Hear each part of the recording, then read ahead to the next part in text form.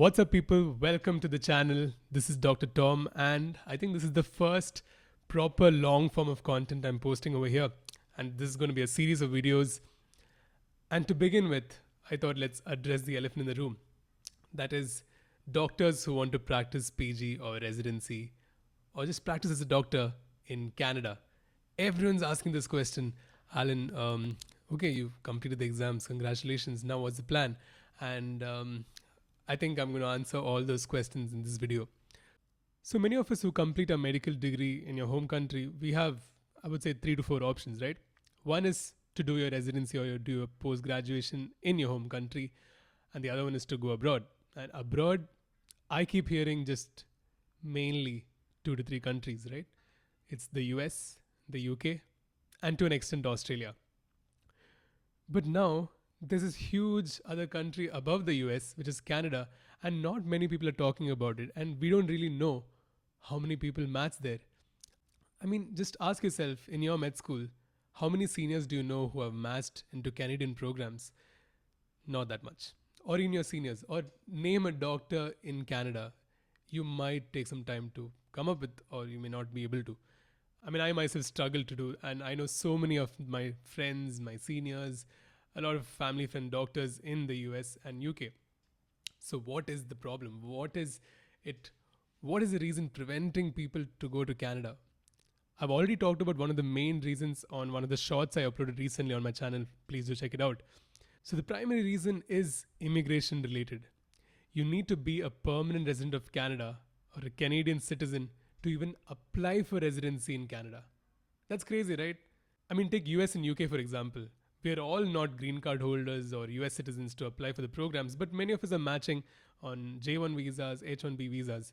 That is not the case for Canada. You need to be a PR of Canada or a citizen.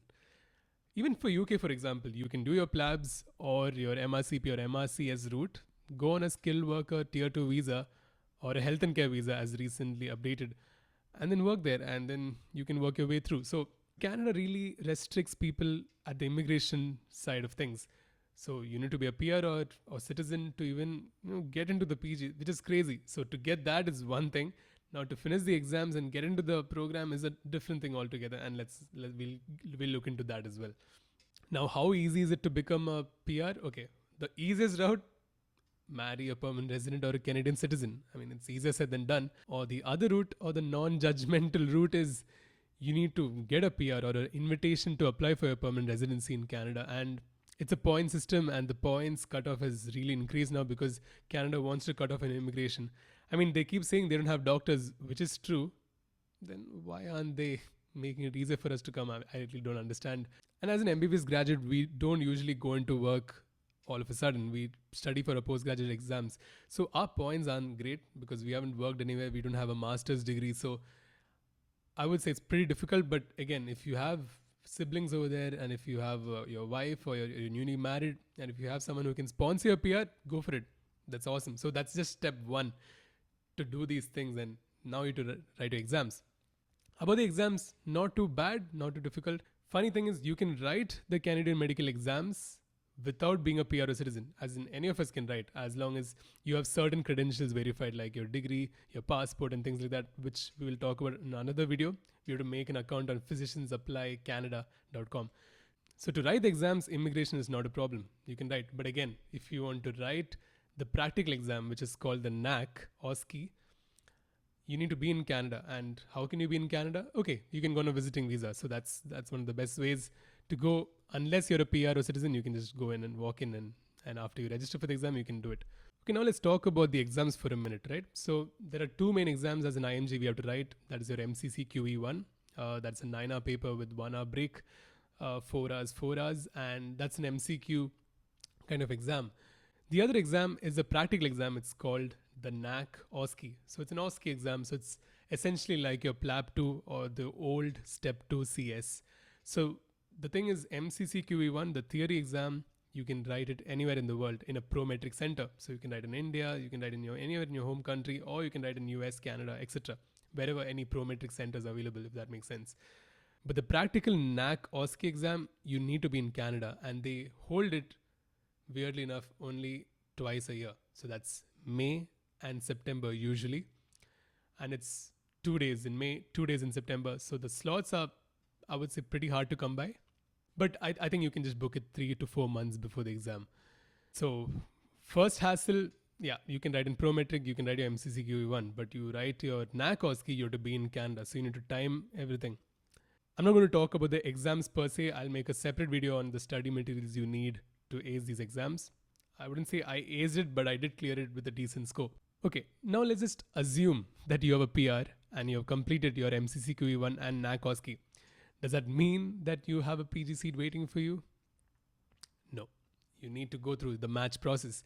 Just like your NRMP in US, where you apply in the month of September for the next year's match, you need to apply by October or November of the previous year to apply or to match to the next year's program, which starts about June, July, just like your US program. So after all of this, what are the match rates, right? You have completed your exams, you have your immigration sorted out. Is it as good as the US? I'm afraid not. Actually, not that wrong. Now the match rates have been increasing. But let's just look at the data now just to understand in numbers, because I could say anything and you may not be able to verify it. But let's just look directly into the net to see what's going on. So in 2024, match data is out for both NRMP, the US, and the Canadian, the CAMS data.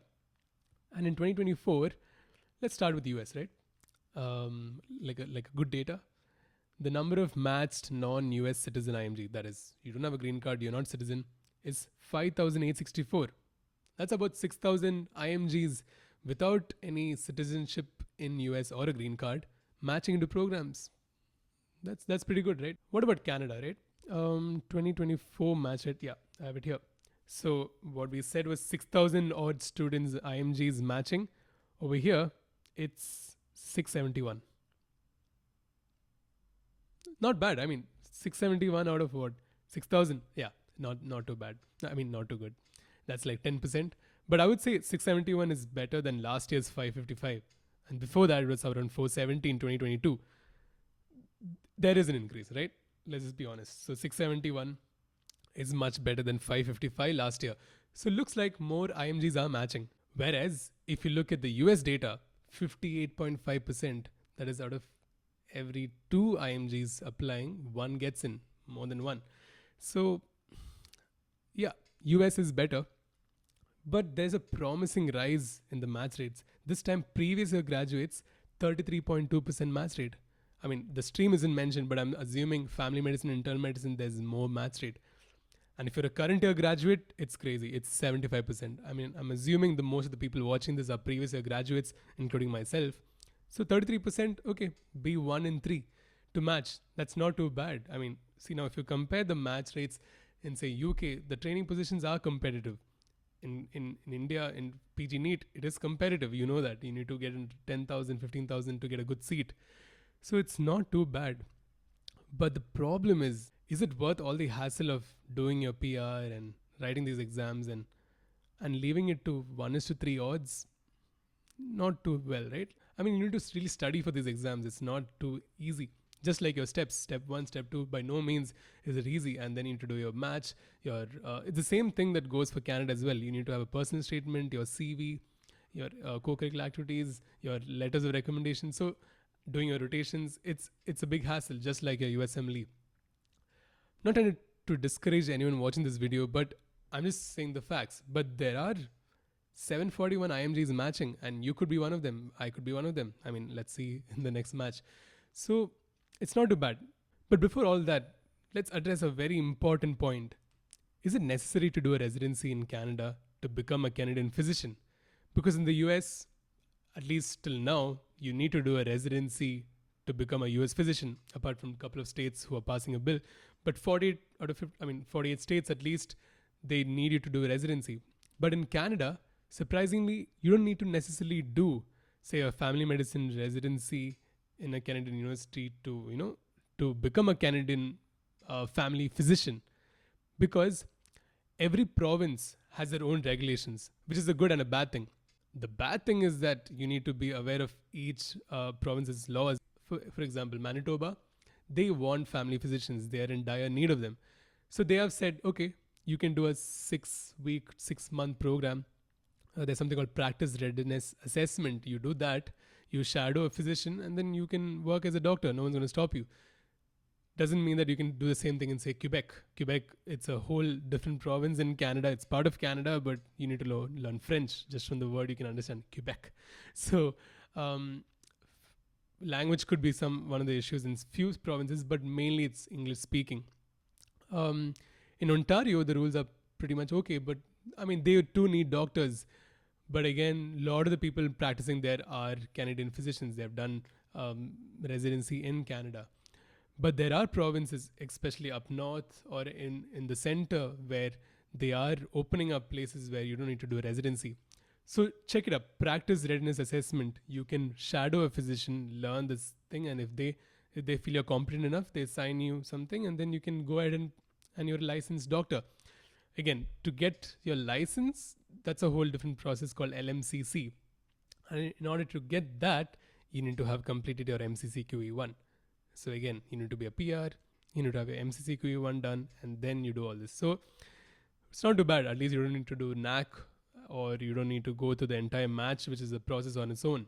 So it's not too bad. But every province has different rules. Every province has different immigration laws as well. Some of might ask you PR. Some of you might be able to work on a work permit. We don't know that. The rules are changing. The world, as you guys know, is changing. So look out for the immigration laws. It might be lenient for us doctors, because if they want doctors and if PR or citizenship is what's preventing you, they need to change their laws, right? Or they need to bring in people who are PRs. But I don't really see a lot of people over here. Or the competition is not too high as compared to India, US and UK. So yeah, it is a gamble, but every province has its own laws. So I think you could, if you're interested in becoming, say, a family physician, which is slightly easier in Canada, you can check the province and the rules and regulations if they're allowing you to come in as a doctor. And if you have any other questions related to certain things that you want me to cover in my next few videos, please do let me know in the comments. I will try covering them. I think I've talked about the immigration being a barrier, the match rates being a barrier, and certain provinces having different rules and regulations. And it's not necessary that you need to do a residency to do it. Some provinces don't have a QE1, the MCCQE1 requirement, like Manitoba, for example. Like I said, you don't need to write MCCQE1 to even do your family medicine, to work as a physician there. So that's just Manitoba. I think other provinces do need MCCQE1, which is very much like your Step 2 CK exam. Okay, let's talk about the exams later. I know it's a long video, but I hope I covered a lot of the points that you wanted to know, and I'm sure you have some more idea before you started watching this video, right? That's what we're looking for. So guys, that's it for today's video. Please stay tuned to the channel. I'm going to release many more videos, mainly related to Canada, but also for US and UK, where certain channels may not have covered those points, because I've completed the UK, the Canadian and the US exams. So I think I can provide valuable input about these things. And if you're interested, please subscribe to the channel, like this video. See you on the next one.